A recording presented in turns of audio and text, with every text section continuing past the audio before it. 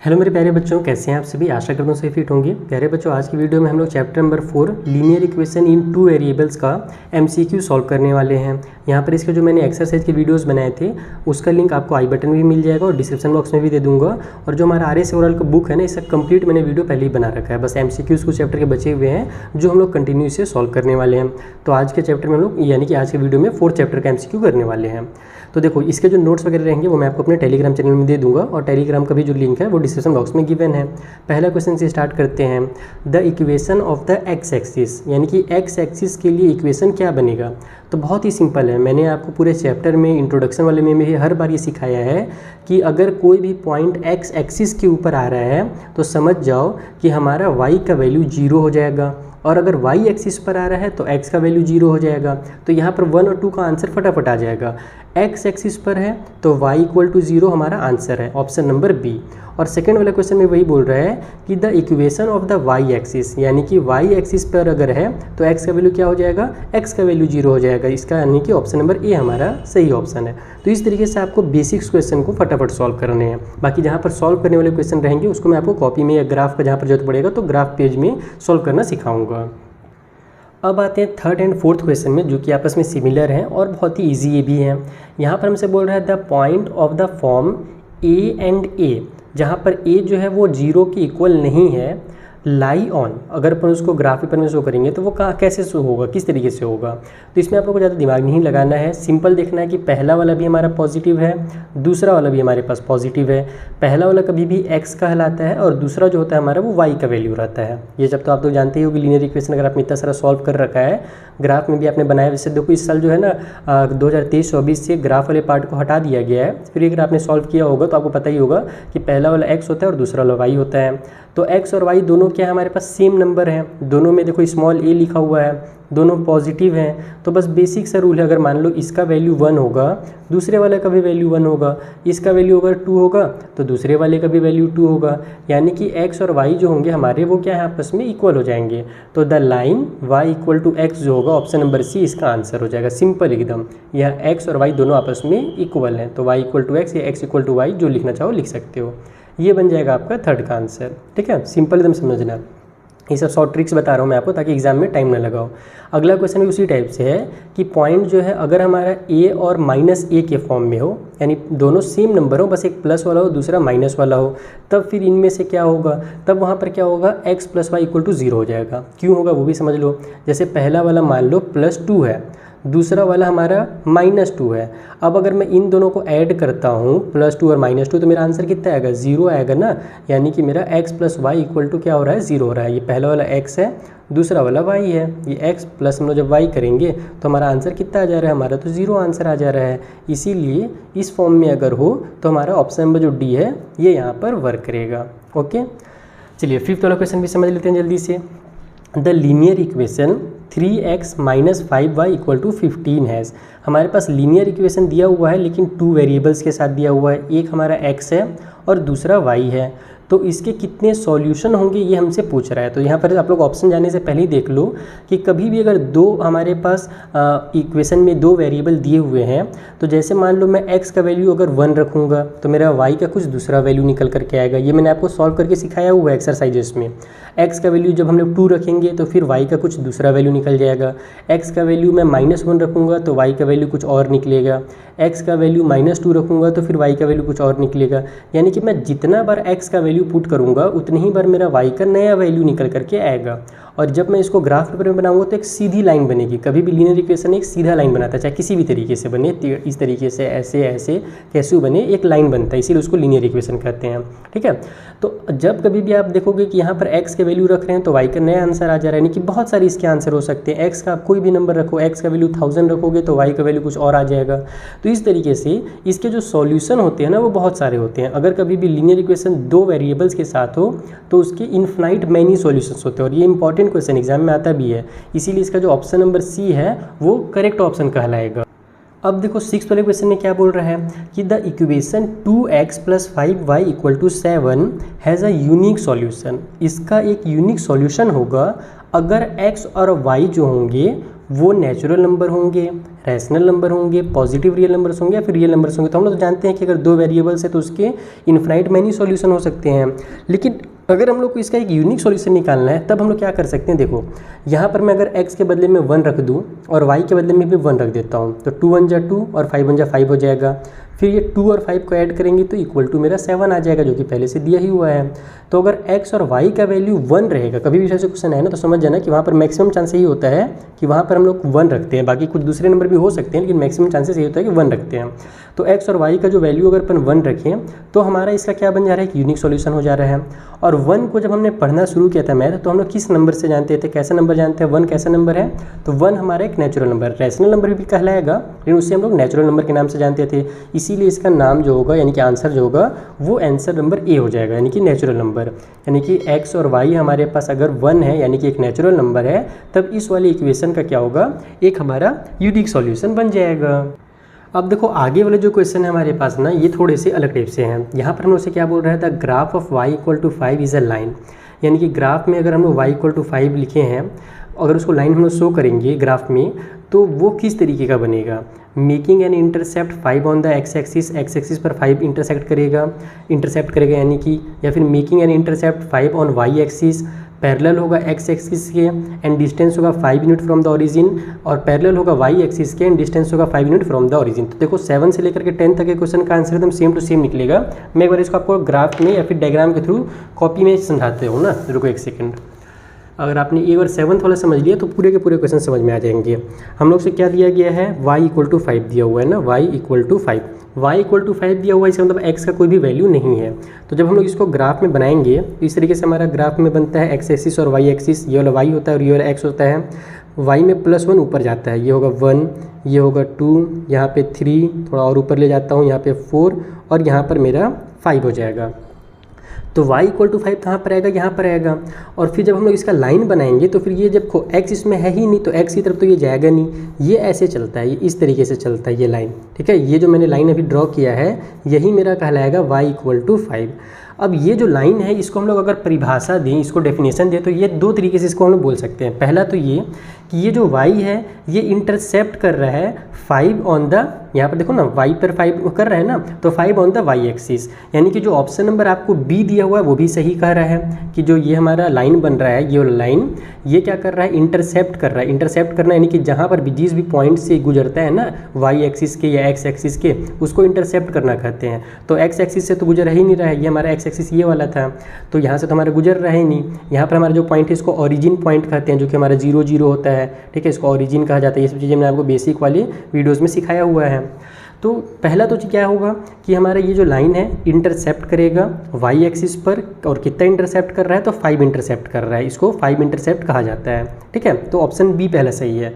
उसके अलावा जो आपको ये वाला ऑप्शन दिया हुआ है ऑप्शन नंबर सी, वो भी सही है। क्यों सही है ऑप्शन नंबर सी, वो भी समझ लो। इसमें ऑप्शन सी में क्या बोल रहा है कि ये जो लाइन है वो होगा parallel to the X axis, X axis के पैरेलल होगा, तो बिल्कुल पैरेलल होगा क्योंकि वाई का वैल्यू दिया हुआ है तो एक्स के तो पैरेलल होगा ही होगा।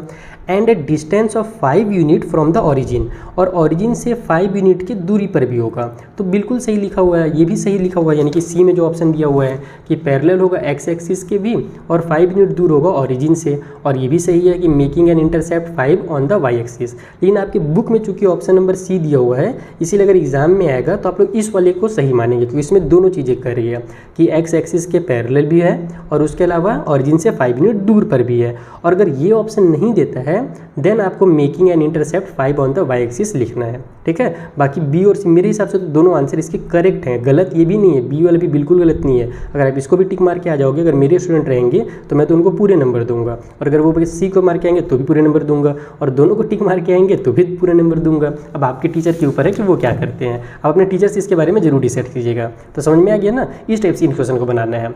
और सेम टू सेम आगे के भी जो क्वेश्चन है वो भी वैसे होंगे, जैसे कि हमारे पास 8th वाले में बोल रहा है कि x का वैल्यू 4 है, तो x का वैल्यू 4 है, इसका मतलब कि y के लिए क्या होगा, पैरेलल होगा। x का वैल्यू 4 है यानी कि ये इस तरीके से बनेगा, देखो यहाँ पर इसको बना के दिखा देता हूँ। ये 1 2 3 और 4 यहाँ पर आएगा हमारे पास, ये 3 है, ये 2 है और ये 1 है। तो यहाँ पर हमारा ऐसे जो लाइन बनेगा ना इस तरीके से, ये हमारा जो लाइन बनाया मैंने, ये हमारा x = 4 बना हुआ है।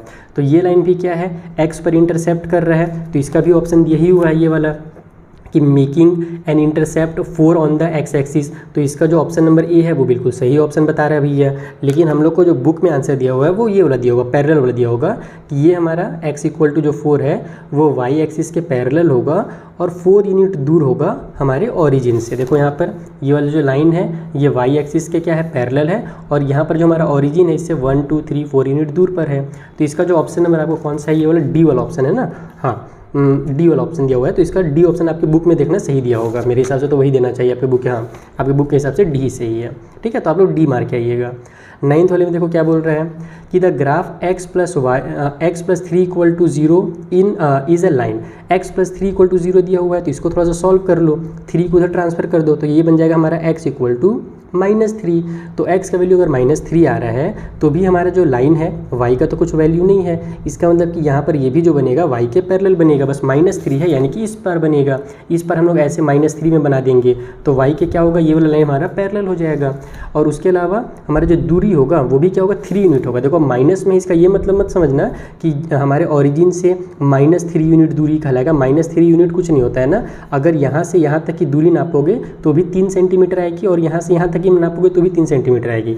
तो भले इस साइड आ रहा है तो हम लोग उसको लेफ्ट वाले साइड के लिए डिनोट करने के लिए बस यहाँ पर माइनस साइन का यूज़ करते हैं, अदरवाइज जो डिस्टेंस है वो 3 यूनिट ही कहलाएगी।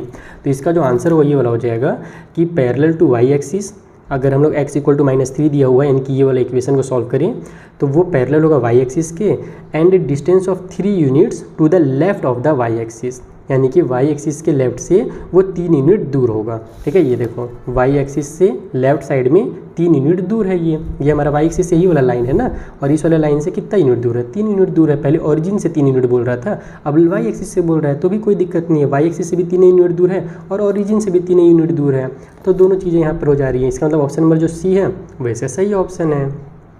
10वां वाला क्वेश्चन में बोल रहा है the graph of y plus 2 equal to 0। Graph जो है y प्लस 2, तो यहाँ से y का जो वैल्यू होगा वो इक्वल टू -2 आ जाएगा, y का वैल्यू -2 आ गया यानी कि x का ये पैरेलल होगा। तो यहाँ पर फिर देखो पैरेलल टू x एक्सिस वाला ऑप्शन दिया हुआ है and distance 2 unit below the x axis. x axis से क्या होगा, ये बिलो में हो जाएगा क्योंकि देखो y का -2 आ रहा है तो -2 किधर रहता है, नीचे में रहता है ना, x एक्सिस के नीचे में हमारे पास y का -2 रहता है, इसीलिए -2 अगर मैं यहाँ पर लिखता हूँ तो इस तरीके से लाइन बनेगा जो कि x एक्सिस के पैरेलल होगा और x एक्सिस से नीचे में हमारे पास 2 यूनिट्स हो जाएगा। तो इस तरीके से इसका जो हमारा ऑप्शन नंबर कहाँ गया, कौन सा था, ये वाला था, हाँ। तो ऑप्शन नंबर जो सी है वो इसका भी बिल्कुल सही ऑप्शन हो जाएगा।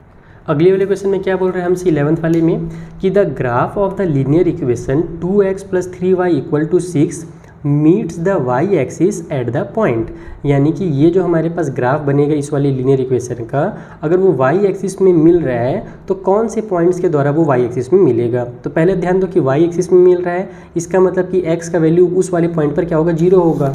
किसी भी लाइन को जब हम लोग शो करते हैं ना ग्राफ पेपर में, मैं इसको भी आपको एग्जाम्पल के थ्रू समझा देता हूँ, जैसे कि फिर से ग्राफ बनाता हूँ, इसमें नहीं तो खिचड़ी हो जाएगा। ये हम लोग क्वेश्चन नंबर 11 बना रहे हैं, तो देखो ये हमने ग्राफ बनाया। अब कोई भी लाइन है चाहे वो किधरू चल रहा हो, मान लो जैसे ये लाइन मैं ऐसे चला देता हूँ, तो y एक्सिस में अगर मिल रहा है, यहाँ पर मिल रहा है, तो यहाँ पर जो वैल्यू होगा y एक्सिस में वो x का वैल्यू हमेशा क्या हो जाएगा, 0 हो जाएगा। कभी अगर देखो अगल बगल में हमसे पूछा जाता तो x का भी कुछ वैल्यू रहता है, y का भी रहता है, लेकिन y एक्सिस में x का वैल्यू 0 हो जाता है, कुछ भी यहाँ पे नहीं रहता है। और उसी तरीके से x एक्सिस में अगर बोला जाता तो वहाँ पर हमारे पास x का कुछ वैल्यू रहता लेकिन y का वैल्यू हमारा 0 हो जाता है। तो यहाँ पर हमारा y का कुछ ना कुछ वैल्यू रहेगा लेकिन x का वैल्यू क्या हो जाएगा, 0 हो जाएगा। तो हमारे पास इक्वेशन क्या दिया हुआ है भैया, इक्वेशन दिया हुआ है 2x प्लस में 3y = 6 और बोल दिया है कि y एक्सिस में मिल रहा है, तो हम लोग x के बदले में 0 पुट कर देंगे, तो ये 2 × 0 प्लस में 3y = 6 हो जाएगा। तो यहाँ से जब अपन इसको सॉल्व करेंगे, थोड़ा सा इसको मैं फोकस बना लेता हूँ। अब अगर मैं इसको सॉल्व करूँगा तो ये 2 0 हो जाएगा, 0 हो जाएगा। अब मैं 3 को उधर ट्रांसफर कर देता हूँ, देखो 3y = 6 है तो y = हो जाएगा 6 / 3, तो y का जो वैल्यू होगा वो 2 निकल करके आ जाएगा, यानी कि x का वैल्यू 0 एंड y का वैल्यू जब 2 रहेगा तब जा करके वो y एक्सिस में मिलेगा, ये वाला लीनियर इक्वेशन। तो ये हमको ऑप्शन नंबर कौन सा दिया हुआ है भैया, सी ऑप्शन में दिया हुआ है, इसका मतलब इसका भी ऑप्शन नंबर सी जो है वो करेक्ट ऑप्शन है। तो 11th क्वेश्चन भी आई होप आपको क्लियर हो गया होगा। चलिए जो 12th नंबर का क्वेश्चन है उसे सॉल्व किया जाए। सो देखो 12th क्वेश्चन भी क्या है, 11th वाले की तरह ही है, बस यहाँ पर बोल रहा है जो ग्राफ है वो क्या हो रहा है, एक्स एक्सिस पर मीट कर रहा है, यानी कि एक्स एक्सिस पर अगर मिल रहा है तो इस बार वाई का जो वैल्यू होगा वो 0 हो जाएगा। तो फिर हमारा वैल्यू कहाँ पर आएगा वो देख लेते हैं। अगर मैं वाई का वैल्यू 0 रखूँगा तो वाई वाला 0 किस में दिया हुआ है हमारे पास, एक तो इसमें दिया हुआ है और एक इसमें दिया हुआ है, तो या तो ये आंसर सही है या फिर ये आंसर सही है। अब हम लोग यहाँ पर वैल्यू को 0 रख के दिमाग में ही सॉल्व करते हैं। अगर मैं यहाँ पे 0 रखूँगा तो ये मेरा पूरा का पूरा 0 हो जाएगा, तो 2x = 10 बचेगा। फिर मुझे x की वैल्यू निकालनी रहेगी तो मैं 2 को इधर ट्रांसफर कर दूंगा, तो x = मेरा 10 और डिवाइड बाई में 2 आ जाएगा, क्योंकि 2 यहाँ पर x के साथ मल्टीप्लाई में था, तो 10 को 2 से डिवाइड देंगे तो 5 आ जाएगा। यानी कि ये 5 और 0 वाला जो है मेरा आंसर सही है। x एक्सिस में मिल रहा है तो x का वैल्यू 5 होगा और y का वैल्यू जो होगा 0 होगा। तो ऑप्शन सी इसका सही आंसर हो गया। अगला देखते हैं। अब यहाँ पर सिमिलर क्वेश्चन आने वाले हैं फिर से। 13th में बोला जा रहा है कि the graph of the line x = 3 passes through the point. ये कौन सी, इन तीनों में से कौन से पॉइंट से गुजरेगा। तो x का वैल्यू अगर 3 है तो y का वैल्यू तो नॉर्मली हमारे पास 0 होना चाहिए था, तो वो वाला तो ऑप्शन दिया हुआ है नहीं। अब इनमें से भी लेकिन किसी न किसी से गुजरेगा। कैसे गुजरेगा ये मैं आपको इसको फिर से कॉपी में ग्राफ के थ्रू समझाता हूँ। देखो ये कौन सा क्वेश्चन हमारे पास 13th है, तो यहाँ पर 13th लिख देते हैं अपन। ये बनाया मैंने लाइन, ठीक है। अब मैं यहाँ पर क्या करने वाला हूँ, x = 3 बोला है ना, x = हमारा 3 है, यानी कि मेरा 1, ये हो गया 2 और ये हो गया 3 यहाँ पर।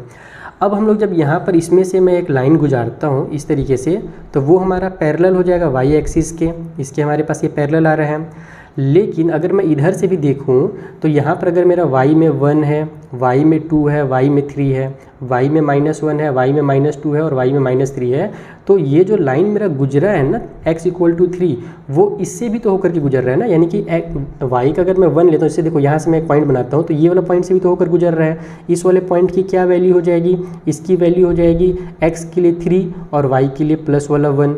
फिर अगर मैं थोड़ा सा और ऊपर से गुजारता हूँ तो यहाँ पर से भी मेरा गुजर रहा है, ये जो लाइन है इससे भी तो होकर के गुजर रहा है। इस वाले पॉइंट की क्या वैल्यू है, तो ये मेरा पॉइंट जो है वो x के लिए यहाँ पर 3 है और y के लिए ये हमारा 2 आ जा रहा है। थोड़ा सा और ऊपर लेकर के जाऊँगा तो x के लिए भी 3 हो जाएगा और y के लिए भी 3 हो जाएगा। तो हमको जो ऑप्शन दिए हुए हैं उसमें से ऑप्शन है कि नहीं वो देखो। देखो हमको कौन कौन सा ऑप्शन दिया है।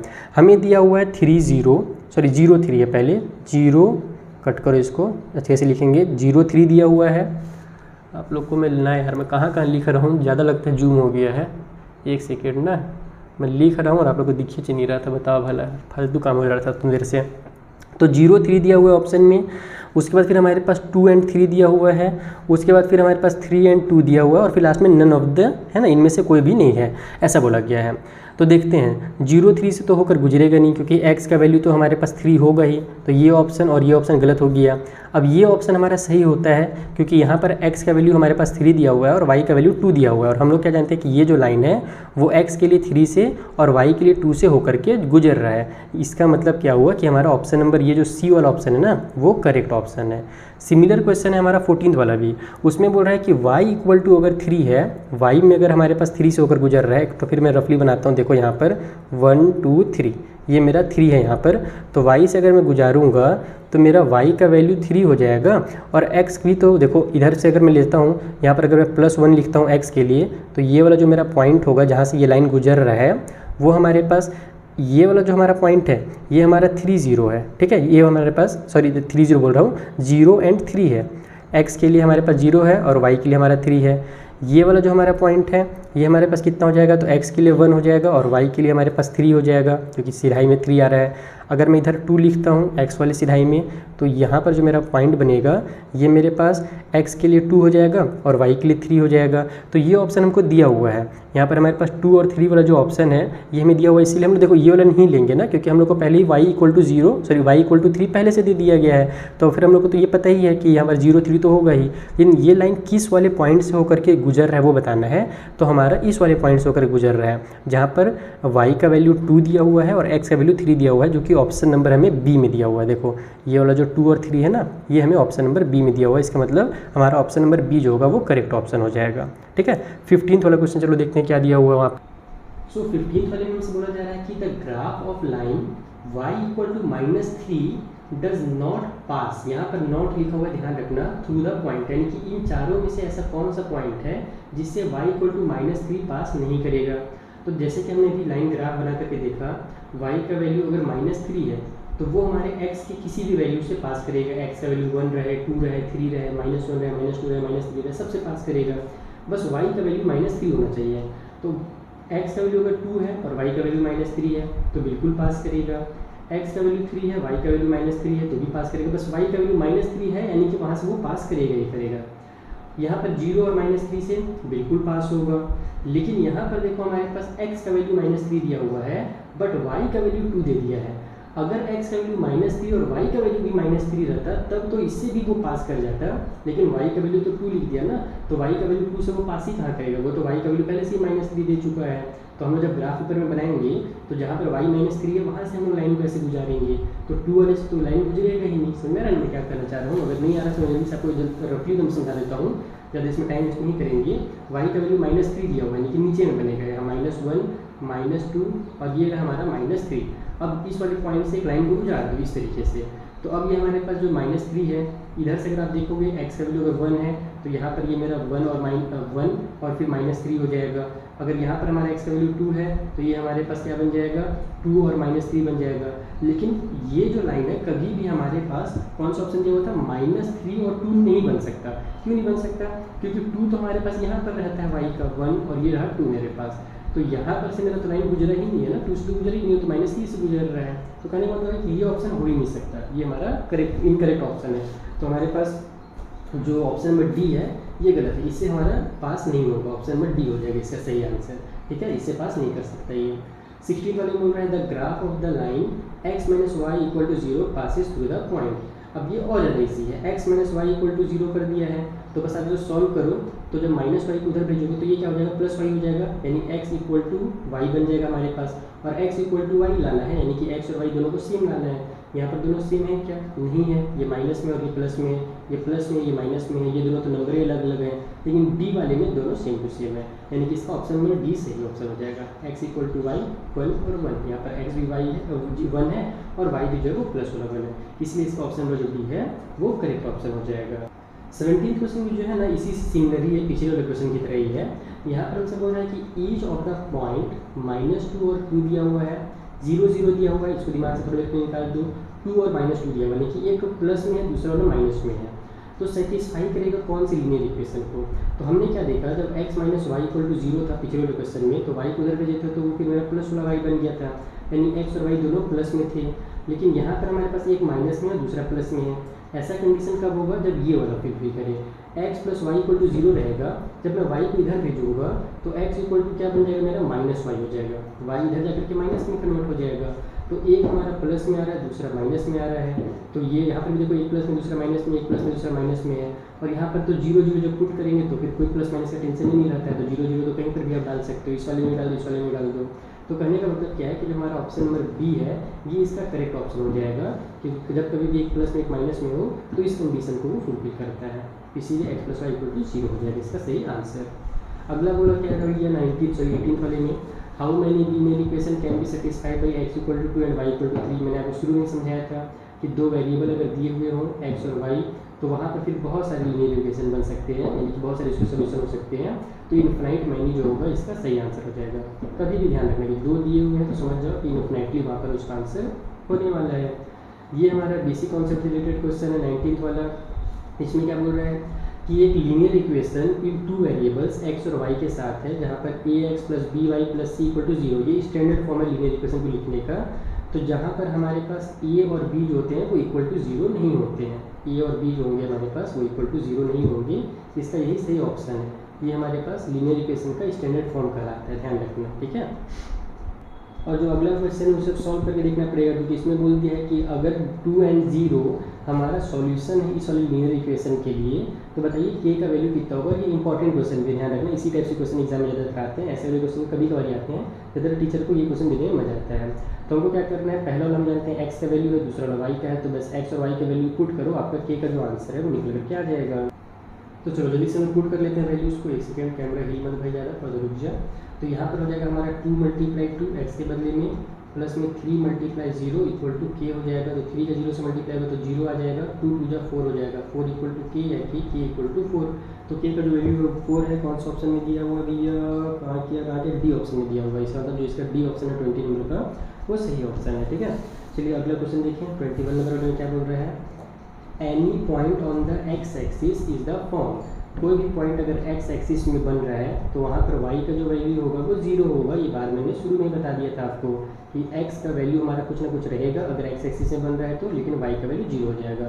तो इसका जो ऑप्शन नंबर सी है वो करेक्ट ऑप्शन है। और इस टाइप से भी क्वेश्चन आते हैं, तो ये आप लोग एनसीईआरटी एग्जाम्पल जब पढ़ोगे तो उसमें इस टाइप से क्वेश्चन दिए हुए हैं।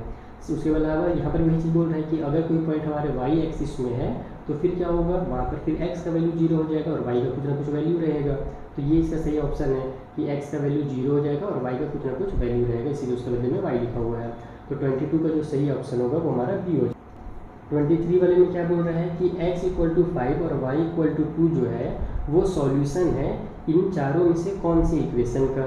तो देखो x का वैल्यू आप लोग 5 पुट करो और y का वैल्यू 2 पुट करो तो इक्वल की उस पर हमारे पास 7 दिया हुआ है ना, तो इधर हमारे लेफ्ट में भी 7 आना चाहिए। तो यहाँ पर अगर मैं 5 पुट करूँगा और y के वैल्यू में 2 रखूँगा तो 2 2 जा 4 हो जाएगा और 5 प्लस कर दूँगा तो 5 और 4 9 आ जाएगा और इधर तो 7 दिया हुआ है, यानी कि पहला वाला का ये सॉल्यूशन नहीं है। उसी तरीके से यहाँ पर भी नहीं आएगा क्योंकि बड़े बड़े नंबर पहले से दिए हुए हैं। लेकिन ऑप्शन नंबर सी में अगर आप देखो x + y है, x के बदले में 5 रख दो, y के बदले में 2 रख दो, तो 5 + 2 कितना हो जाएगा हमारा 7 हो जाएगा, जो कि पहले से दिया हुआ है। यानी कि यहाँ पर हमारा जो ऑप्शन सी है वो करेक्ट ऑप्शन है। x का वैल्यू 5 और y का वैल्यू जो 2 होगा वो ऑप्शन नंबर सी के लिए होगा। लास्ट वाले क्वेश्चन में क्या बोल रहा है कि अगर पॉइंट 3 और 4 जो है वो एक ग्राफ में है, किस वाले ग्राफ में है, तो 3y = ax + 7 यानी इस लीनियर इक्वेशन के ग्राफ में है। ग्राफ में रहने का मतलब क्या है कि ये सॉल्यूशन है। जैसे यहाँ पर ये सॉल्यूशन वर्ड यूज़ किया था ना, उसी टाइप से ये भी सेम क्वेश्चन है, बस इसमें ग्राफ वर्ड यूज़ किया जा रहा है। देन द वैल्यू ऑफ ए, तो बताइए ए का वैल्यू कितना होगा। चलिए पता कर लेते हैं जल्दी से, इसको भी यहाँ पर सॉल्व कर लेते हैं। ये हमारा 24 नंबर का क्वेश्चन है। अरे यार यहाँ पर अगर ये क्लियर आ रहा है, ये क्लियर दिख रहा था, हाँ ये भी क्लियर दिख रहा है, कोई दिक्कत नहीं है। तो हम लोग को क्या क्या दिया हुआ है, ये यहाँ पर हम लोग को दिया हुआ 3 और 4 और इक्वेशन कैसा दिया हुआ है, तो 3y = ax प्लस में 7 दिया हुआ है। तो हमारे पास y के बदले में अपन रख देंगे ये 4 को, ये हो जाएगा 3 × 4, ax है तो a मल्टीप्लाई हमारे पास ये हो जाएगा 3, ठीक है ना, x के बदले में 3 रख दो, प्लस में हमारे पास जो 7 है वो एज इट इज उतर जाएगा।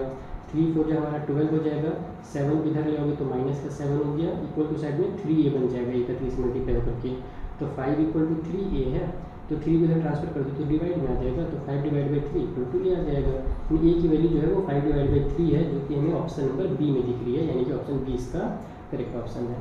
तो इस तरीके से आपको सारे के सारे क्वेश्चन मैंने कंप्लीट करा दिए लीनियर इक्वेशन 2 वेरिएबल्स के।